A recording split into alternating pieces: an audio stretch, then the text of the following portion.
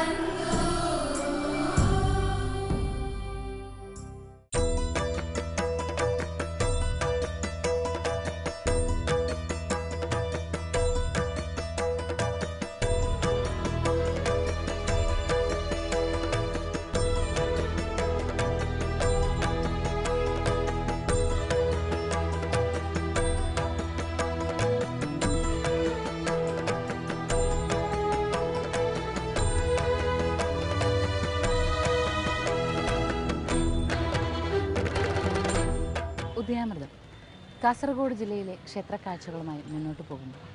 ഈ ദിവസം നാം നിൽക്കുന്നത് കാഞ്ഞങ്ങാട് എന്ന പ്രദേശത്താണ്.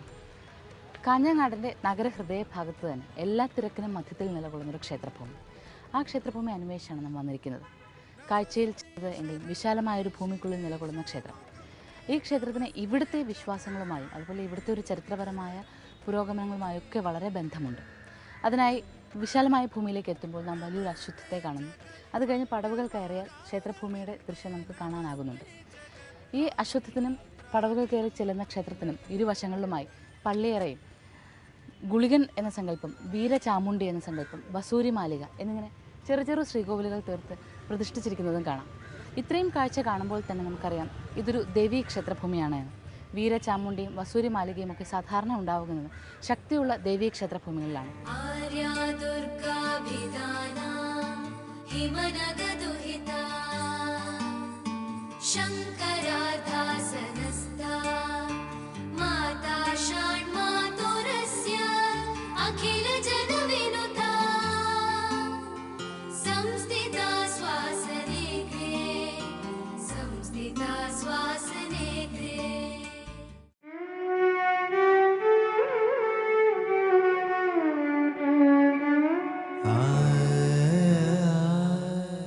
അറിവമ്മ അലിവമ്മ അമൃതമ്മ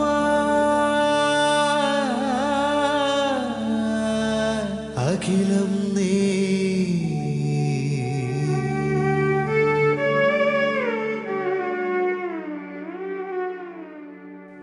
ആചാരത്തിന്റെ അടിത്തറ പ്രേമമാകണം. വെറുതെ ചടങ്ങിന് എന്തെങ്കിലും കാട്ടിക്കൂട്ടുന്നതിൽ അർത്ഥമില്ല. എന്ത് ചെയ്യുന്നതും വിനയത്തോടും ഭക്തിയോടും ശുദ്ധിസങ്കല്പത്തോടും കൂടിയായിരിക്കണം. അച്ചടക്കമുണ്ടാകണമെങ്കിൽ വിനയവും കീഴ്വഴക്കവും വേണം. അമ്മയുടെ വാക്കുകൾ ചിന്തയിൽ ദീപം തെളിയിക്കട്ടെ.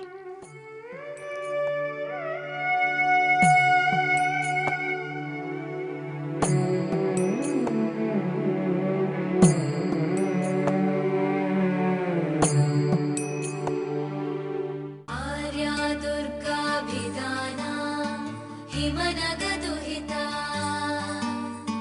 शङ्करार्धासनस्था माता षण्मातुरस्य अखिलजनविनुता संस्थिता श्वासने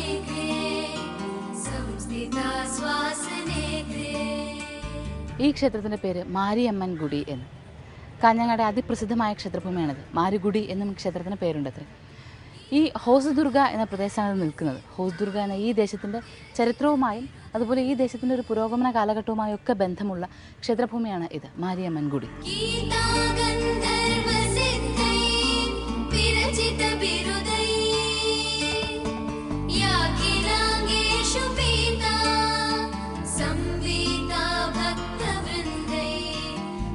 शुभचरिता देवदान पुनातु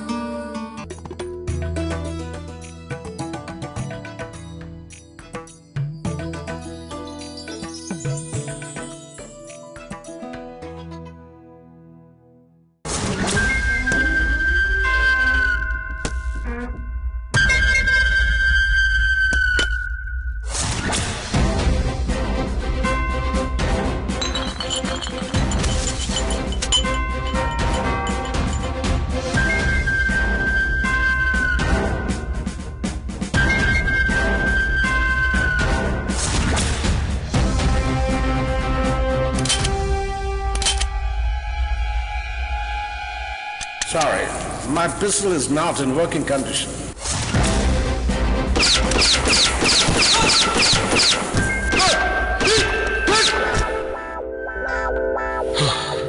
ഒരു സിനിമാ കഥ.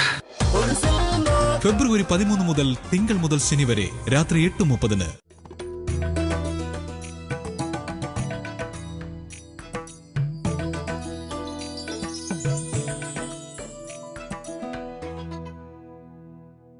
പ്രപഞ്ചമാതാവ് ലോകചൈതന്യമായി നിലകൊള്ളുന്ന എല്ലാ പ്രദേശത്തും ദേവീ സാന്നിധ്യമുണ്ട്.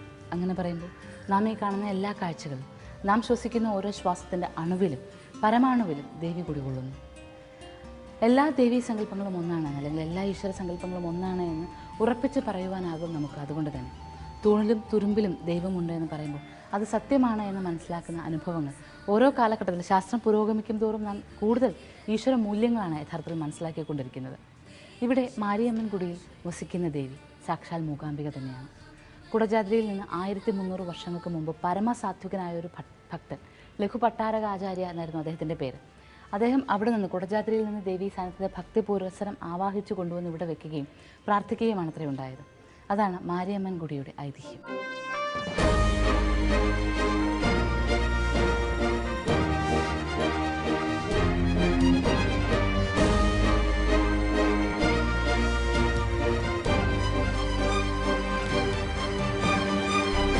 സാക്ഷാൽ മൂകാംബിക തന്നെയായ മാരിയമ്മ.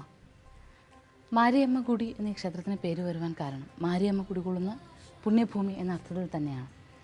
ഈ ക്ഷേത്രത്തിന് മറ്റൊരു ചരിത്രപരമായ വശമുള്ളത്. ഹോസ്ദുർഗ് എന്ന കന്നഡയിൽ ഹോസ്ദുർഗ് എന്ന് പറഞ്ഞാൽ പുതിയ കോട്ട എന്നാണ് അർത്ഥം. ഇക്കേരി രാജവംശത്തിൽപ്പെട്ടവർ പുതിയ കോട്ട നിർമ്മിക്കുവാനായി ഇവിടേക്ക് വന്ന സമയത്ത് കോട്ടയുടെ പണികൾ നടക്കുന്ന വേളയിൽ ഈ ക്ഷേത്രഭൂമിയാകെ നാശോന്മുഖമായി കിടക്കുകയായിരുന്നു. അതായത് ക്ഷയിച്ചൊരവസ്ഥയിലായിരുന്നു. 1300 വർഷങ്ങൾക്ക് മുൻപ് വന്ന ചൈതന്യം ക്ഷേത്രമായി ആരാധിച്ചിരുന്നുവെങ്കിലും പിന്നീട് ഏതോ കാലത്ത് എന്തോ ചില കാരണങ്ങളാൽ ക്ഷേത്രം ക്ഷയിച്ചുപോയി. ആ സമയത്താണ് ഹോസ്ദുർഗിൻ്റെ പണി നടക്കുന്നത്, അല്ലെങ്കിൽ ഹോസ്ദുർഗ് കോട്ടയുടെ പണി നടക്കുന്നത്. ഈ സമയത്ത് ഇവിടേക്ക് വന്ന ഇക്കേരി നായന്മാരെ പടനായകന്മാരിൽപ്പെട്ട പരമഭക്തനായ ഒരു ഹെഗ്ഡെ കുടുംബത്തിൽപ്പെട്ടയാൾ, അദ്ദേഹമാണ് ഇവിടെ വന്ന് ഈ ഒരു ദേവീ സാന്നിധ്യത്തെ കാണുകയും അവരുടെ ഈശ്വരമൂർത്തിയായ, അല്ലെങ്കിൽ അവരുടെ സങ്കല്പമായ മാരിയമ്മ തന്നെയാണിത് എന്ന് സങ്കല്പിച്ച് പൂജ നടത്തുകയും ചെയ്തത്. അങ്ങനെയാണ് മൂകാംബിക ചൈതന്യം കുടികൊണ്ടിരുന്ന ദേവീക്ഷേത്രം പിന്നീട് മാരിയമ്മൻ ഗുഡിയായി മാറിയത്.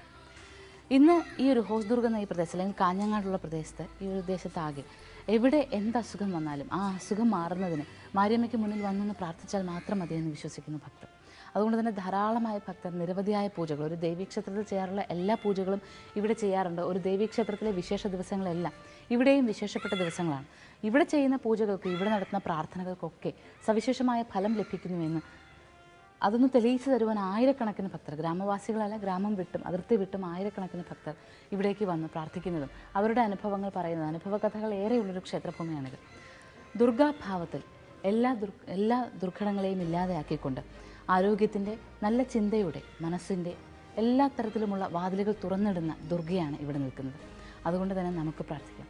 ഇരു കൈകളും കൂപ്പി പ്രാർത്ഥിക്കുമ്പോൾ ആ അമ്മ വിളി കേൾക്കുന്നു. തൂണിലും തുരുമ്പിലും നിലകൊണ്ട്, സമസ്ത പ്രപഞ്ചങ്ങളിലും നിലകൊണ്ട് ദുരന്തങ്ങളും എല്ലാ ആപത്തുകളും ഇല്ലാതെയാക്കുന്ന കാരുണ്യമയിയായ ദേവിയുടെ സാന്നിധ്യം, അതാണ് നമുക്ക് മാരിയമ്മൻ ഗുഡിയിൽ ലഭിക്കുന്നത്. अम्बा शाम्भवी चन्द्रमौलिरबल अपर्णा उमा पार्वती काली हैमवती शिवा त्रिनयनी कात्यायनी भैरवी सावित्री नवयौवना शुभकरी साम्राज्यलक्ष्मी प्रदा चिद्रूपी परदेवता भगवती श्रीराजराजेश्वरी.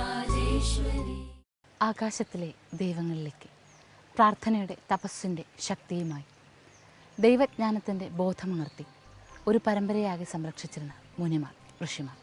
അതിൽ മുനിശ്രേഷ്ഠനായ അഗസ്ത്യമുനിയുടെ കമണ്ഡലുവിൽ നിന്ന് പുറത്തേക്കൊഴുകിയ തീർത്ഥജലമാണിത്. കാവേരി എന്ന് ഇവൾക്ക് പേർ. നദീദേവതയെ കണ്ട് ഇതാ കാഞ്ഞങ്ങാട് മാരിയമ്മൻ ഗുഡിയിൽ നിന്നാം ഇപ്പോൾ ഏതാണ്ട് 25 കിലോമീറ്ററോളം യാത്ര ചെയ്ത് മറ്റൊരു ഭൂപ്രകൃതിയുടെ മറ്റൊരു സുന്ദരമായ ദൃശ്യത്തിന് മുന്നിലെത്തി നിൽക്കുന്നു. ഇത് പശ്ചിമ കാവേരി. പശ്ചിമ കാവേരിക്ക് മുന്നിൽ നാം നിൽക്കുമ്പോൾ തലക്കാവേരിയിൽ നിന്ന് ഉത്ഭവിച്ച് വന്ന കാവേരിയെ കണ്ടിട്ടുള്ള നമുക്ക്, ആ ഒരു സങ്കല്പകഥയും വിശ്വാസങ്ങളും എല്ലാം അറിയുന്ന നമുക്ക് കാവേരി എത്രത്തോളം പുണ്യവതിയാണ് എന്നറിയാം. പക്ഷേ 1500 വർഷങ്ങൾക്ക് മുൻപ് കാവേരി ഇങ്ങനെ പശ്ചിമ കാവേരി ആയതിനു പിന്നിൽ ഒരു വലിയ കാരണമുണ്ടായിരുന്നു. അത് ഇവിടെ നിന്നിരുന്നൊരു മഹത്തായ ഒരു മഹാക്ഷേത്രമായ മഹാദേവീ ക്ഷേത്രഭൂമിയായിരുന്നു. ആ ദേവീ ക്ഷേത്രഭൂമിക്ക് ചുറ്റുവട്ടത്തായി ധാരാളം ബ്രാഹ്മണരും പാർത്തിരുന്നു അത്രേ. അങ്ങനെ ഒരു ശ്രേഷ്ഠ ഗ്രാമത്തിലേക്ക് ഒഴുകി എത്തുന്നതിന് വേണ്ടി കാവേരി സ്വയം എത്തിയതാണ് ഇവിടെ പശ്ചിമ കാവേരിയായി മാറിയെന്ന് വിശ്വസിക്കപ്പെടുന്നു. മനോഹരമായ ശുദ്ധമായൊരു നദീജലത്തെ തന്നെയാണ് നാം കാണുന്നത്. ഉയർന്നു നിന്ന് മലകളിൽ നിന്നാണ് ജലം വരുന്നതെന്നുള്ള സൂചനകളുമായി മലനിരകളും കാണാം, ധാരാളം വൃക്ഷങ്ങളും. ഇതേ കാവേരി നദിയുടെ തീരത്ത് ശ്രീ പരമേശ്വരനും പാർവതിയും എത്തിയിട്ടുണ്ട് എന്ന് വിശ്വാസമുണ്ട്. ഈ പുഴയ്ക്ക് അക്കരെ കാണുന്ന ആ ഒരു പ്രദേശം അറിയപ്പെടുന്നതിന് ചെരിപ്പാടി എന്നാണ്. ചെരിപ്പാടി അല്ലെങ്കിൽ ചെരിപ്പടി, മെതിയടി എന്നാണ് ആ ഒരു ദേശത്തിന് പേര് വരുവാൻ കാരണം. പരമേശ്വരനോടൊപ്പം ശ്രീപാർവതി ഇവിടെ എത്തിയപ്പോൾ തൻ്റെ മെതിയടി അവിടെ വെച്ചിട്ട് പോയി എന്നാണ് വിശ്വാസം. അതുകൊണ്ടാണ് അത്ര ഈ ദേശത്തിന് ഇങ്ങനെ ഒരു നാമം. അങ്ങനെ ദേവപാദസ്പർശമുള്ളൊരു ഭൂമിയിൽ പശ്ചിമ കാവേരിക്ക് ഒഴുകാതിരിക്കാനാകുമോ? പുണ്യവാഹിനിയായ നദിക്ക് പുണ്യപ്രദേശങ്ങൾ തേടി ഒഴുകാതിരിക്കാനാകുമോ? അതുകൊണ്ടാണ് കാവേരി ഇവിടേക്ക് എത്തുന്നത്. കാവേരി നദിയുടെ തീരത്തെ ആ മഹാക്ഷേത്രത്തിലേക്കാണ് ഇന്ന് നാം പോകുന്നത്. അതിനുവേണ്ടി നാം എത്തിയിരിക്കുന്നത് ഉദയപുരം എന്ന ഗ്രാമത്തിൽ.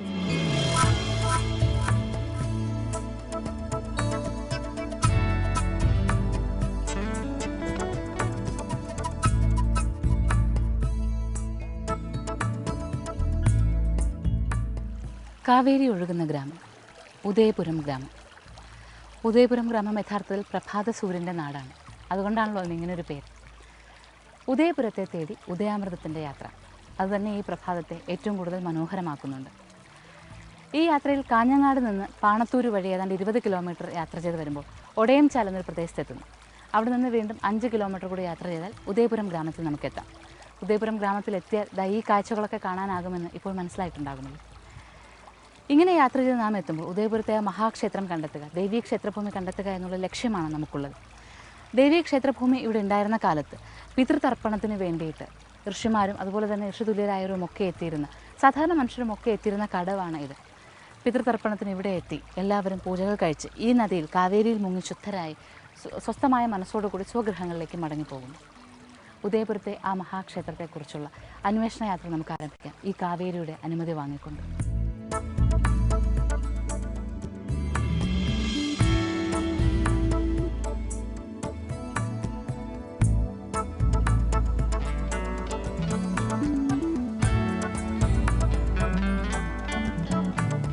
പശ്ചിമ കാവേരിയുടെ തീരം. അവിടെ വെച്ച് നാം പറഞ്ഞു കഴിഞ്ഞു ഉദയാമൃതവുമായി ബന്ധപ്പെട്ട് ഉദയസൂര്യൻ്റെ അല്ലെങ്കിൽ ഉദയസൂര്യനുമായി ബന്ധപ്പെട്ട് നാമമുള്ള ഉദയപുരത്തിലെ പ്രസിദ്ധമായ ക്ഷേത്രഭൂമിയിലേക്കാണ് നമ്മുടെ യാത്ര. ഇപ്പോൾ നാം ക്ഷേത്രപ്രദേശത്തേക്ക് എത്തിക്കഴിഞ്ഞു. ക്ഷേത്രഭൂമിയിലേക്ക് എത്തുമ്പോൾ തന്നെ ഉദയപുരം ഭഗവതി അന്നപൂർണേശ്വരി കൂടിയാണെന്ന് മനസ്സിലാക്കുമ്പോൾ നാം ആദ്യം കാണുന്നതും ഊട്ടുപുരയുടെ ദൃശ്യം തന്നെ. ഓരോന്നോരോന്നായി ഒന്നൊന്ന് ഏറെയായി ഉണ്ടായി വന്ന് അങ്ങനെയാണ് ഈ ക്ഷേത്രഭൂമി ഇന്ന് നാം കാണുന്ന രീതിയിലായിട്ടുള്ളത്. ഉദയപുരം ഭഗവതി ക്ഷേത്രത്തെക്കുറിച്ച് പറയാൻ സാധാരണ ക്ഷേത്രങ്ങളിൽ ഐതിഹ്യവും ചരിത്രവും ഒക്കെ കാലപ്പഴക്കമുള്ള ഒരുപാട് കഥകൾ പറയുവാൻ നമുക്കാകുമെങ്കിൽ ഇവിടെ നമുക്ക് ചെറിയൊരു വർഷത്തിൻ്റെ, അതായത് കുറച്ച് വർഷങ്ങളുടെ പഴക്കം മാത്രമേ പറയാനുള്ളൂ. എങ്കിലും ഒരു ശ്രമത്തിൻ്റെ, ആ ശ്രമത്തിലേക്ക് ഈശ്വരാംശം വന്നു ചേരുന്നതിൻ്റെ ഒക്കെ ഭാവങ്ങളാണ് മനസ്സിലാക്കുവാനുള്ളത് പ്രധാനമായും. അതുകൊണ്ട് തന്നെയായിരിക്കണം പശ്ചിമ കാവേരിയിൽ നിന്ന് ഇവിടേക്ക് ഉദയപുരത്തെ ഭഗവതി ക്ഷേത്രഭൂമിയിലേക്ക് എത്തുമ്പോഴേക്കും മഴ പെയ്യുവാൻ തുടങ്ങിയത്. മഴ ഈ ദിവസത്തെ വിശുദ്ധമാക്കുകയാണ്. അങ്ങനെ വിശുദ്ധമായി സ്വയം വിശുദ്ധി നേടിക്കൊണ്ട് പശ്ചിമ കാവേരിയിൽ നിന്ന് തന്നെ ആ തീർത്ഥവിശുദ്ധി നാം നേടിയെടുത്തു കഴിഞ്ഞു. പക്ഷേ ആ തീർത്ഥവിശുദ്ധിക്ക് ഒന്നുകൂടി മാറ്റുകൂട്ടുവാൻ മഴ നനഞ്ഞ് ഇനി നാം ക്ഷേത്രഭൂമിക്ക് അകത്തേക്ക് പ്രവേശിക്കുന്നു. ഉദയപുരം ഭഗവതി ക്ഷേത്രം അന്നപൂർണേശ്വരിയായി ഭഗവതി നിലകൊള്ളുന്ന ക്ഷേത്രഭൂമിയുടെ വിശ്വാസങ്ങളെയും ഐതിഹ്യങ്ങളെയും കാഴ്ചകളെയും എടുത്തു പറയുന്നതിനേക്കാൾ കൂടുതലായി ഇവിടെ നാം അറിയേണ്ട ഒരു വസ്തുതയുണ്ട്. സംഭവിക്കേണ്ടത് സംഭവിക്കേണ്ട കാലത്ത് സംഭവിക്കുന്നു. അതിനു വേണ്ടുന്നതെല്ലാം ഭഗവതി തന്നെ സ്വരുക്കൂട്ടി തരുന്നുവെന്ന്.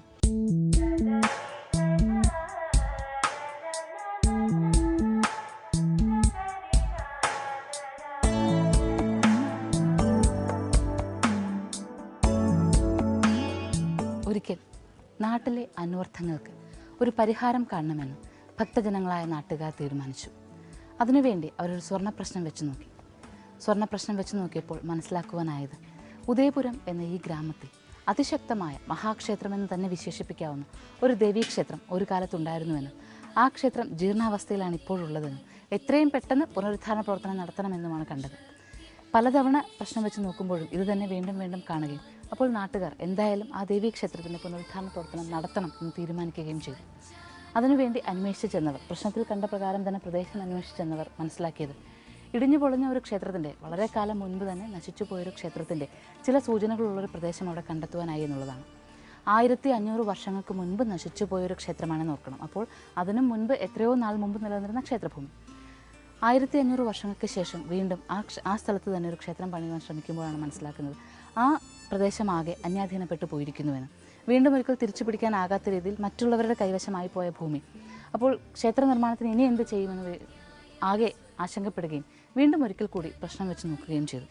അപ്പോഴാണ് ഒരു ആശ്വാസത്തിൻ്റെ തെളിനാളം ഉണ്ടാകുന്നത്. അത് മറ്റൊന്നുമായിരുന്നില്ല, ആ ഭൂമി, ക്ഷേത്രം നിലനിന്നിരുന്ന ഭൂമി, ഇപ്പോൾ നാശോന്മുഖമായി കിടക്കുന്ന ആ ഭൂമിയിൽ പലതരത്തിലുള്ള അനാചാരങ്ങൾ നടന്നിട്ടുണ്ട്. അതിനുശേഷം ക്ഷേത്രം നശിച്ചതിന് ശേഷം പലതരത്തിലുള്ള അനാചാരങ്ങൾ നടന്നിട്ടുണ്ടെന്നും അതുകൊണ്ട് ദേവി അവിടെ ഇരിക്കാൻ ഇഷ്ടപ്പെടുന്നില്ല എന്നും മറ്റൊരു ഉചിതമായ പ്രദേശം കണ്ടെത്തണമെന്നുമായിരുന്നു അത് കണ്ടത്. അന്ന് നാട്ടുകാർ ഒത്തൊരുമിച്ച് എല്ലാ തരത്തിലും ദേവിയുടെ ഹിതത്തോടു കൂടി കണ്ടെടുത്ത പ്രദേശത്താണ് ഇന്ന് ഉദയപുരം ഭഗവതി ക്ഷേത്രം നിലകൊള്ളുന്നത്.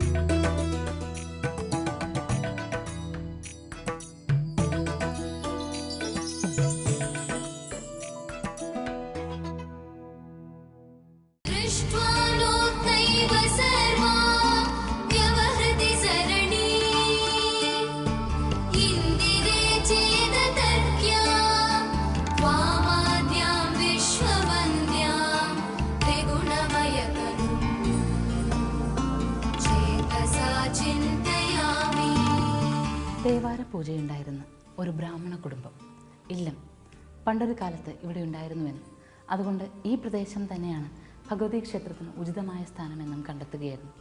അങ്ങനെയാണ് ക്ഷേത്രഭൂമി 16 വർഷങ്ങൾക്ക് മുൻപ് ഇവിടെ സ്ഥാപിക്കുവാൻ തീരുമാനിക്കുകയും സ്ഥലം ഉൾപ്പെടെ വാങ്ങി പിന്നീട് ക്ഷേത്രം ഓരോന്നായി നിർമ്മിച്ചു കൊണ്ടുവരികയും ചെയ്തത്. ക്ഷേത്രത്തിലെത്തുക, പ്രാർത്ഥിക്കുക, മനസ്സിലെ എല്ലാ വിഷമങ്ങളും ഏറ്റുപറയുക, ഇതൊക്കെ എല്ലാവർക്കും പെട്ടെന്ന് സാധിക്കുന്നൊരു കാര്യമാണ്.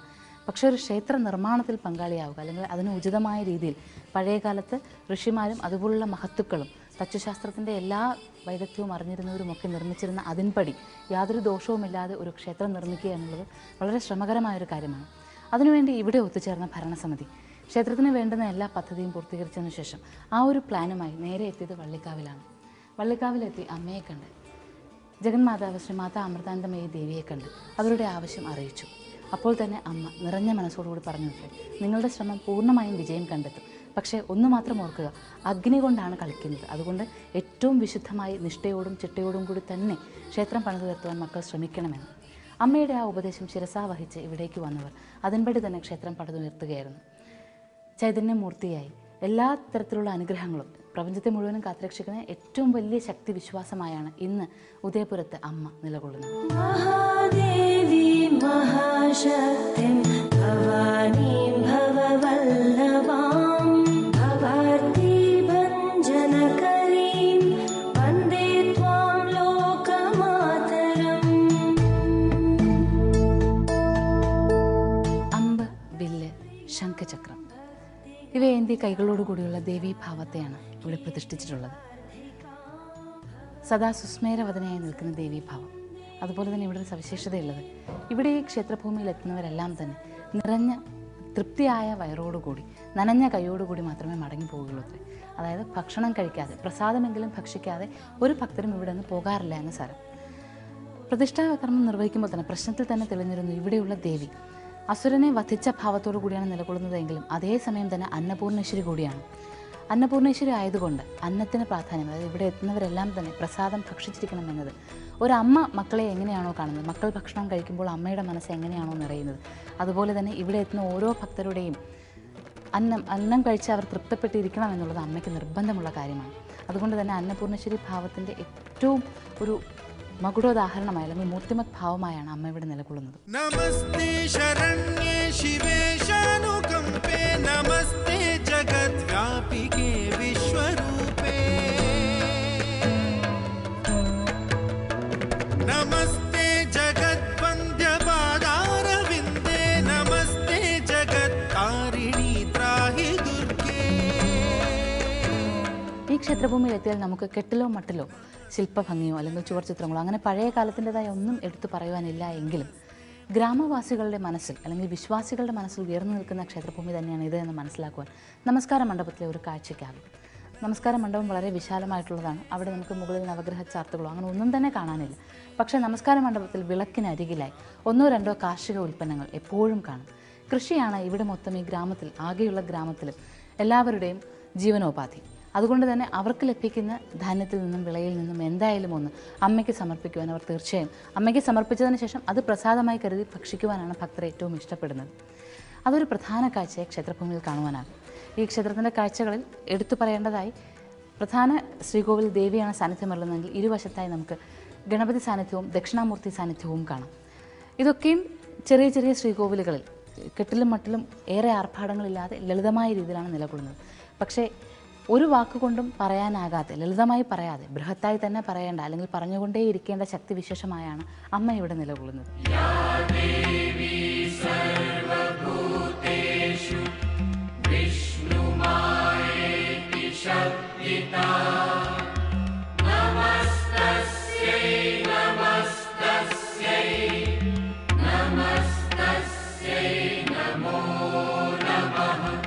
ക്ഷേത്രത്തെക്കുറിച്ച് ക്ഷേത്ര ഭരണസമിതിയോട് സംസാരിച്ചുകൊണ്ടിരിക്കുന്നു. അവർക്കൊക്കെയും ക്ഷേത്ര നിർമ്മിതിയുമായി ബന്ധപ്പെട്ട് ഏറെയേറെ അത്ഭുത കഥകൾ പറയാനുണ്ട്.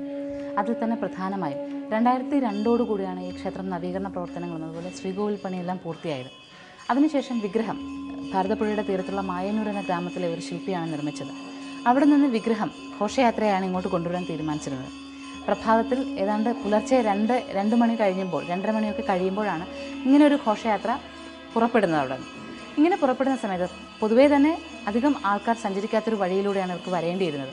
സ്ത്രീകൾ പ്രത്യേകിച്ചും സന്ധ്യാനേരം കഴിഞ്ഞാൽ പുറത്തേക്ക് ഇറങ്ങാത്ത ആ വഴിയിൽ ഈ ഒരു പ്രഭാത സമയത്ത്, അതായത് പ്രഭാതത്തിൽ 2:30 മണിക്ക് ശേഷം യാത്ര പുറപ്പെട്ടവർക്ക് മുന്നിൽ പെട്ടെന്ന് ധാരാളം ആഭരണങ്ങൾ അണിഞ്ഞ് ദിവ്യമായ ഭാവത്തോടു കൂടിയുള്ള ഒരു സ്ത്രീ തലയിലും കയ്യിലും അതുപോലെ തന്നെ ഒരു വശത്തായി ആരെങ്കിലും ഇതിനെ കയ്യിൽ ഏന്തിപ്പിടിച്ച രീതിയിലുമൊക്കെയായി 3 കുടത്തിൽ നിറഞ്ഞ ജലവുമായി നിൽക്കുന്നത് നടന്നു വരുന്നത് കണ്ടു അത്രേ.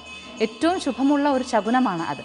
എങ്ങനെയാണ് ആ സ്ത്രീ ആ സമയത്ത് അവിടെ വന്നതെന്ന് ശില്പിക്ക് പോലും, ശില്പിയോ ആ നാട്ടുകാരായ മറ്റുള്ളവരോ ഒന്നും തന്നെ ഈ സ്ത്രീ അതിനു മുൻപ് കണ്ടിട്ടുമുണ്ടായിരുന്നില്ല.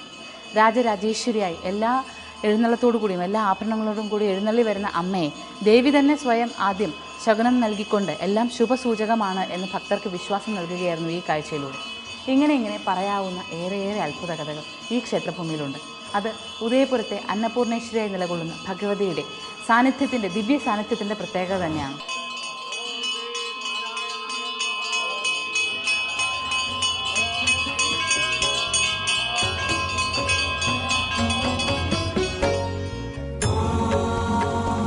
महालक्ष्म्यै विद्महे विष्णुप्रियायै धीमहि तन्नो लक्ष्मीः प्रचोदयात् महालक्ष्म्यै विद्महे विष्णुप्रियायै धीमहि तन्नो लक्ष्मीः प्रचोदयात् महालक्ष्म्यै विद्महे विष्णुप्रियायै धीमहि तन्नो लक्ष्मीः प्रचोदयात्